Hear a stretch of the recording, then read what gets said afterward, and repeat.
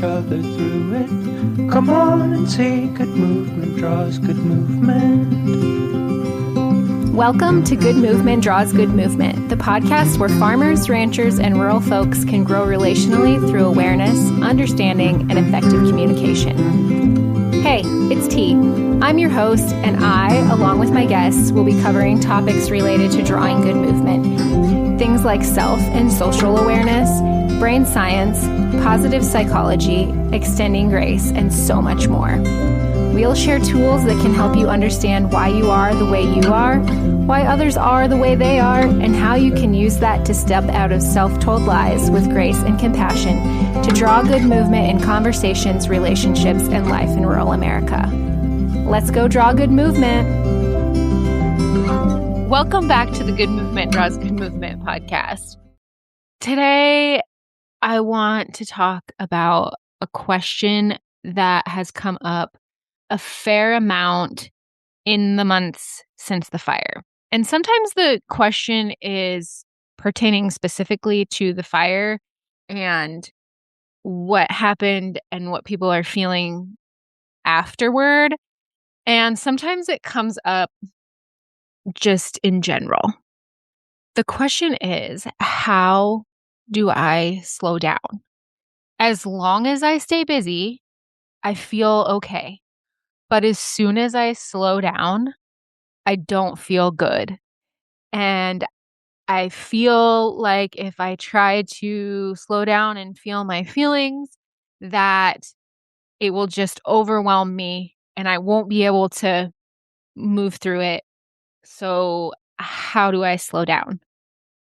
That's the question we're going to talk about today.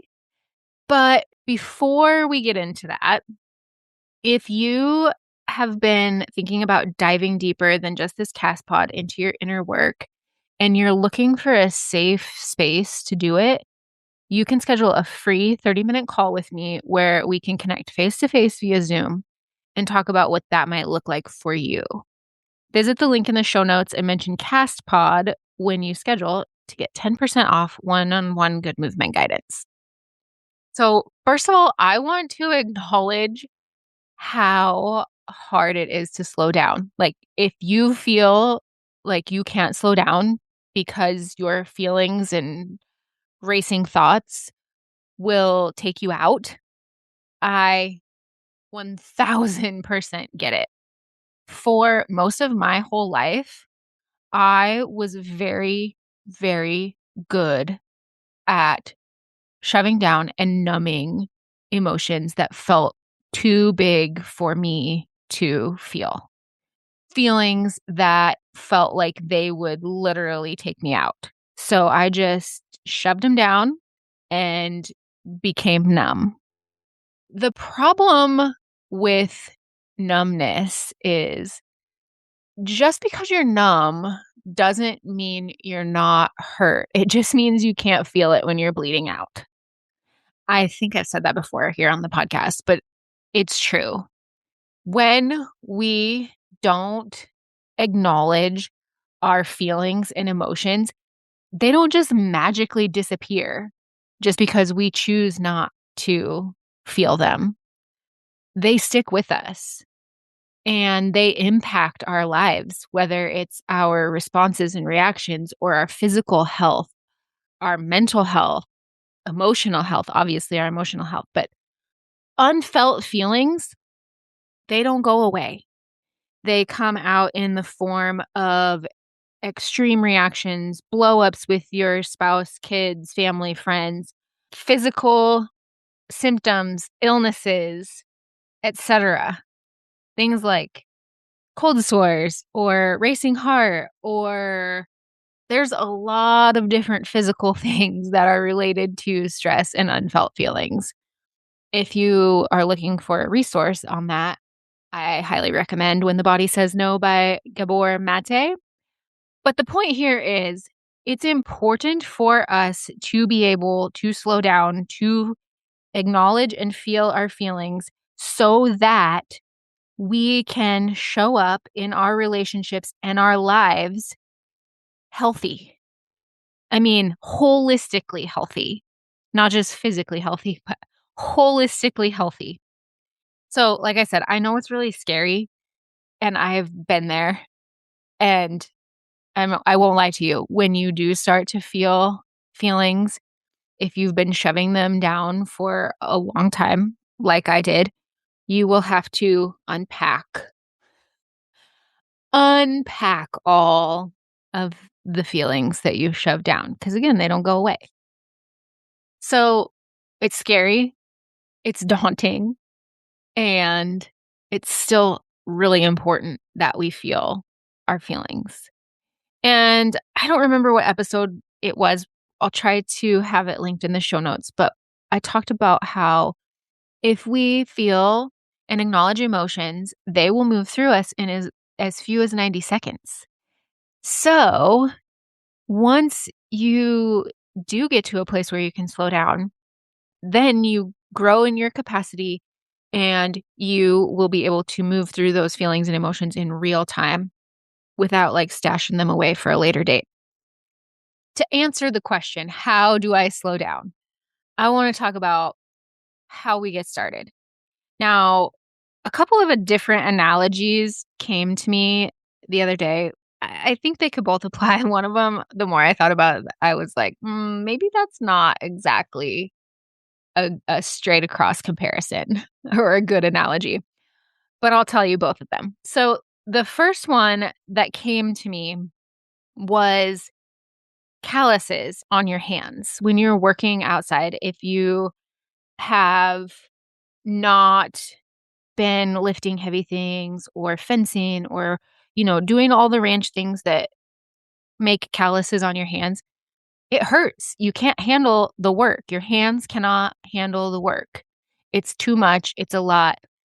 But when you start slow and you build the calluses on your hands, that grows your capacity to do the hard ranch work without having blisters or, sore hands or whatever. And this is the analogy that I was like, maybe this isn't so good because I don't know that callous is really what we want when in terms of emotions.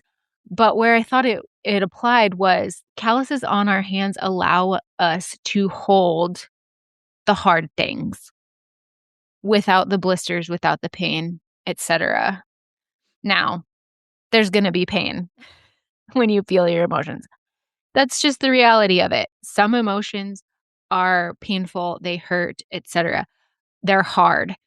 But when we can build up that capacity, we're able to hold the hard without it absolutely wrecking us. The second analogy, which I think maybe is better, is young horses. When you are working with a young horse, and this points to like how we can start slow with feeling our feelings and slow down and then begin to feel more easily. But when you're working with a young horse, you don't jump on it day one and go do ranch work. You don't. You have to do some groundwork. Then you start riding it and you're teaching it every time you ride it. And it's a slow, steady process until one day they can go out and do all the ranch things that you ask them to do. And that's how I want us to think about feeling feelings and starting to slow down. We're not going to go out and feel all the feelings day one. No, we are going to start slow and we're going to start feeling. And then with practice, we get better at feeling, we get better at acknowledging our emotions.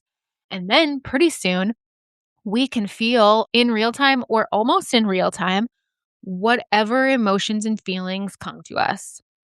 So, to get started, the first thing that I think is absolutely the most important is to have compassion for yourself and grace for yourself because this is hard and it takes practice.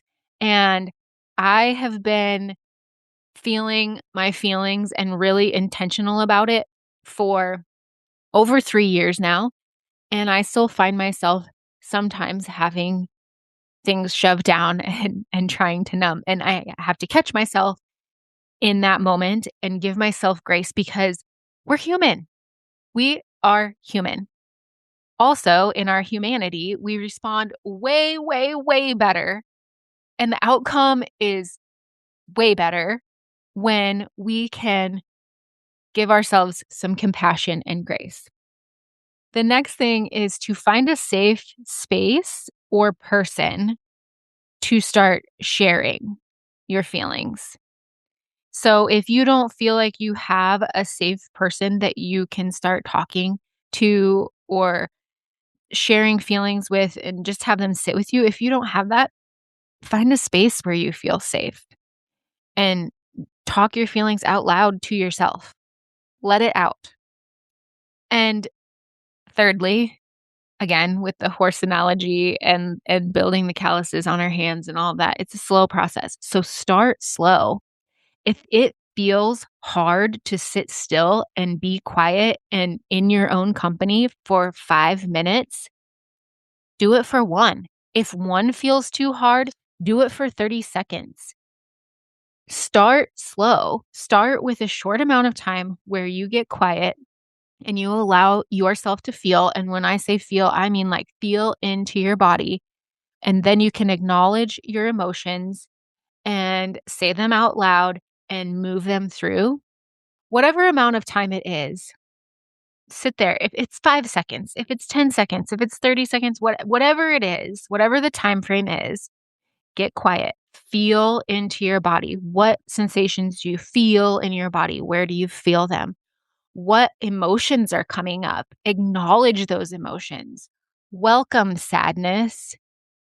Say out loud, I feel sad.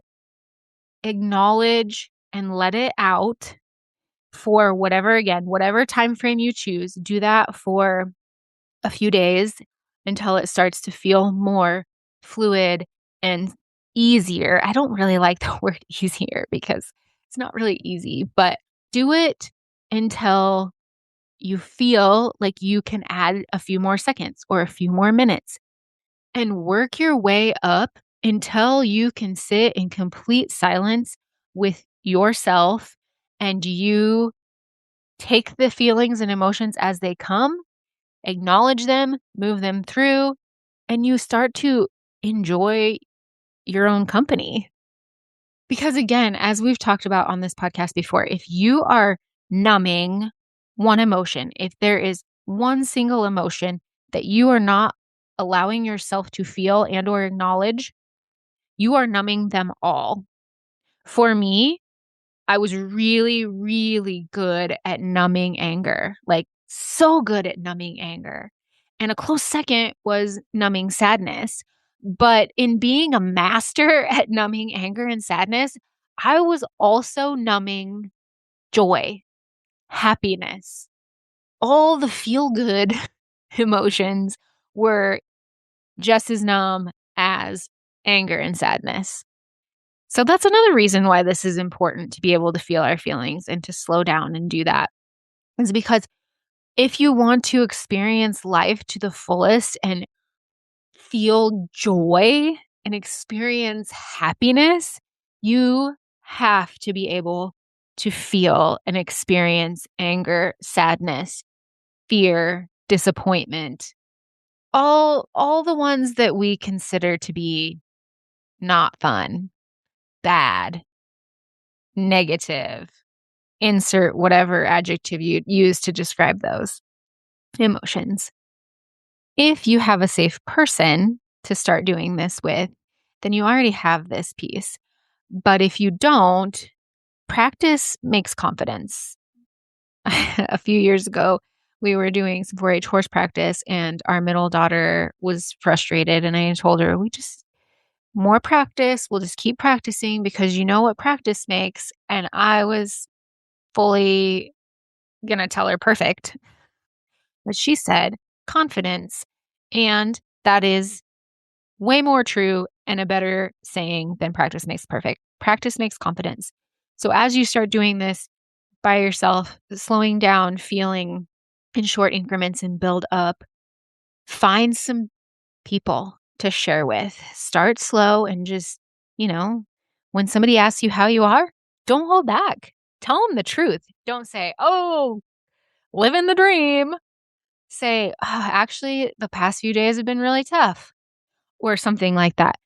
Because community is where some really good healing can happen. When we can share with others and be witnessed by others in community and feel seen and heard and validated, good stuff happens there. So again, if you don't have that safety of community or a safe person at first, start by yourself, build that confidence, and then just start being honest around people. To recap, I know that when you're in it, it feels like it will overtake you, that you will be drowning in feelings, that you will get into it and you won't be able to get out of it. I know that. I've been there and it's hard. And that's why we don't just jump in and start feeling all the feelings at once. We start slow with compassion and grace, and we give ourselves the time and space to start feeling again. If this episode resonated with you and you'd like to slow down, but you're feeling a little overwhelmed by it, and you also recognize the importance of beginning to feel again, visit the link in the show notes to schedule a free 30-minute call. And don't forget to mention CastPod for 10% off one-on-one good movement guidance. And with that, until next time, draw good movement. Thanks so much for tuning in. I'm so grateful for you. If you found value in this episode, I'd love for you to share with others who might also benefit from tuning in. Share by word of mouth, send it in a text, take a screenshot and post it on social media, or share however you prefer. And if you haven't already, hit the follow or subscribe button so you never miss an episode. Until next time, draw good movement.